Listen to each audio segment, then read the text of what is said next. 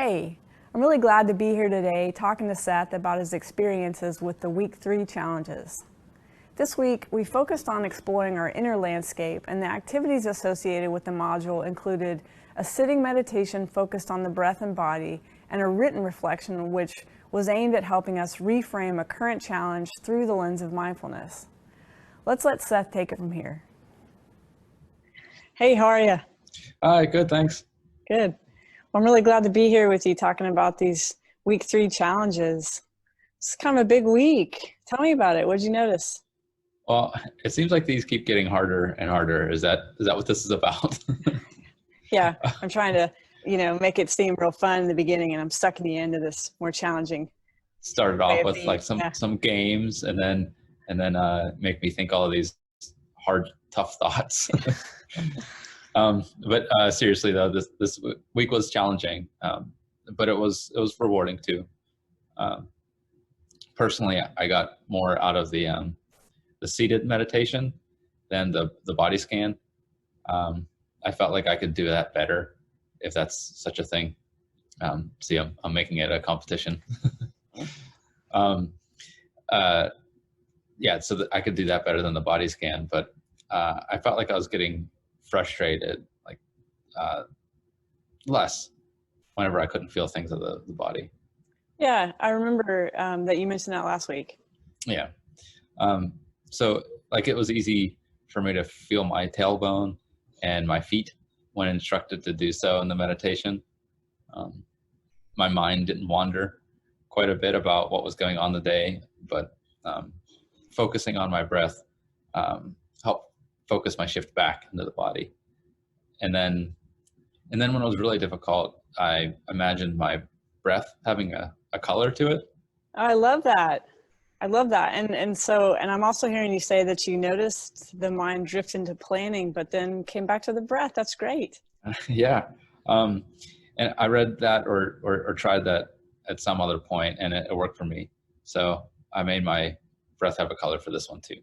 Yeah, great. Well, it sounds like it helped you focus a little bit differently. It did. Anything else from the sitting meditation? Not really. Just that it felt good just to kind of be for a minute. It was weirdly hard, but relaxing overall. Can you say more about it being hard? Yeah, well, it was hard to only focus on my breath. My mind wandered a lot, and then for what felt like long periods of time. But from time to time, you did notice that you weren't still focusing on the breath. Yeah. Well, so there you go. That's a practice. We notice the wandering mind and we come back. And the more we do it, the more we notice it. And, and then we can start to see that we have a choice on what we focus on. And so what about the reflection? How'd that go? Well, I had a bit of a doozy of a month recently. And my go-to strategy is usually give it a small amount of time to process. And then if that's too tough, I'll use performance enhancers, typically alcohol, whiskey typically, and stuff it down with brown. I recognize that that's not the best approach, but I tend to be a little happy-go-lucky, which is based on my understanding and experience that life is short. So I tend to push away hard to deal with or negative emotions and seek for the lighter, more fun ones. So when negative emotions come up that seem to want to stick around for a little longer than you want them to, you've created some avoidance strategies for coping with them, including, what did you say, stuffing them down with brown? Yes. Well, you're not alone. We all have ways of dealing with challenging emotions that, don't really serve us in the long run. Is there a specific challenge that you want to walk us through? Yeah, so for this week, I had a difficult conversation at work that I chose to reflect on while trying to consider the 7 attitudinal foundations. Yes, thank you. So I had an idea that I thought would be a great solution to a problem that our organization has. And it wasn't nearly as well received as I thought or was hoping for. I'd put a lot of energy into this, and to see it fall flat, it sucked. I felt dumb, ashamed, and like I wasted my time and my boss's time. So I coped the way I described earlier, and while I was able to ignore those feelings I had, it was only temporary. So when this idea didn't go over as you'd hoped, you felt embarrassed and ashamed, and then you dealt with some of those feelings by numbing out through drinking? Yeah, again, I typically don't like to harp on the negative emotions, so that's why it was easy for me to think about, what if I don't judge this situation? I know I seem to focus a lot on judgment, but I think that's a tenet or process that I have the most trouble with. Yeah, well, you're not alone there. Judgment's a tough one for a lot of us. And at first, I was thinking, don't judge myself or blame myself for having these feelings. But then I thought a little further and thought I was judging the whole situation as bad. So if I hadn't judged it so harshly or at all, if I could get there, then I probably wouldn't have felt the shame and the feeling of being little or unimportant. And that sinking feeling between your chest and your stomach. And I probably wouldn't have had the urge to drink then either. So lots of judgment habit loops there. What do you mean?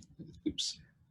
Well, you mentioned, judging yourself for wasting your boss's time and energy, and then judging yourself for feeling embarrassed and ashamed. And, it sounds like you also have some feelings about drinking to deal with your feelings. Yeah.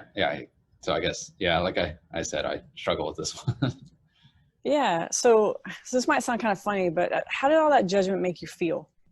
Like crap. It made me never want to put an idea on the table again. I felt weak for being embarrassed. That sounds hard. There's a lot of interesting research out there that it explores the benefits of self-compassion, and there's some exciting data that seems to support that actually when we hold ourselves with kindness and compassion when what we're feeling is hurt or shame or anger, we end up bouncing back a lot more quickly, and we feel less fearful, and we're more willing to keep going after the things that we want to accomplish. So I know that runs counter to a lot of cultural messages about how to improve and stay motivated, but in my experience, it actually holds pretty true. Yeah, I can see that. One time someone said something to me along the lines of, when you make a mistakes, you should treat yourself the way you would a small child. Like, you wouldn't shame them or make them feel bad about themselves. Just kind of help them and see what went wrong, and then maybe give them a hug and let them be on their way. Yeah, especially that hugging part. We all need that. Well, it sounds like you have kind of a wise friend out there anyway. I'll tell her you said so. Yeah, thank you, yeah. So you think you'd be willing to kind of play in that more compassionate space? Maybe the next time you notice harsh judgment or self-criticism, seeing if you can bring in a more compassionate quality to balance that out a bit? Well, I can certainly try. Well, thanks, Seth. I know this module and, these practices this week were tough in some ways. So, I appreciate your willingness to be real and vulnerable about how they went for you. Well, sure. Yeah. It can be really hard to turn towards the more challenging aspects of life when our habit and hardwiring are just screaming at us to run away. But, when we can find the courage to just let it all in, we give ourselves a chance for some really wise investigation. We can start to see ways of thinking or being that just don't serve our well-being. And, that kind of noticing is a really important first step that allows us to shift away from some of our more self-defeating tendencies. And when we can strip back the layers that cover over our innate resilience, what we find is that we're capable of being with so much more than we give ourselves credit for. Yeah, it's pretty hard though. Yeah, it is hard. It is hard. This work's not easy. You know, I warned you about that, but it does help reconnect us to our true nature. And, you know, fundamentally, it reminds us of our goodness. Both of those outcomes are for me, well worth the effort. So go do next week's work, and we'll see you back here for the next set of activity challenges next week. Okay, look forward to it. All right, thanks. Bye-bye. Yeah, bye-bye.